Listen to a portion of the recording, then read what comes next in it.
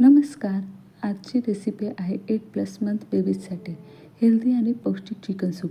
हे सूप बाळासाठी पचायला खूप हलकं आहे आणि इम्युनिटी वाढवायलाही मदत करतं.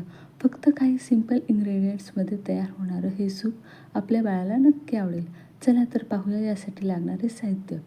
स्वच्छ धुवून घेतलेलं चिकन, बारीक चिरलेला कांदा, साजूक तूप, जिरेपूड, हळद, चवीपुरतं मीठ, कोथिंबीर. 1 वर्षापुढील बाळाला आपण लाल तिखट टाकू शकतो थोडेसे.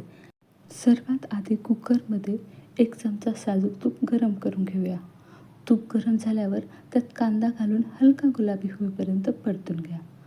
यानंतर त्यात जिरेपूड, हळद आणि चिकन घालून 2 मिनटं छान परतून घ्या, जेणेकरून चिकनची चव छान येते.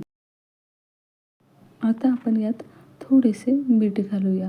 मिठाचं प्रमाण लहान बाळाला देत आहोत म्हणून थोडं कमीच ठेवायचं आहे. नंतर आवश्यकतेनुसार पाणी घालून व थोडीशी कोथिंबीर घालून 4-5 शिट्ट्या कुकरच्या काढून घ्यायच्या आहे. कुकर थंड झाल्यावर सूप बाळाला आपण सर्व करू शकतो. हे सूप बाळासाठी अतिशय पौष्टिक आहे. जर तुम्हाला ही रेसिपी आवडली असेल तर चॅनलला नक्की सबस्क्राईब करा. धन्यवाद.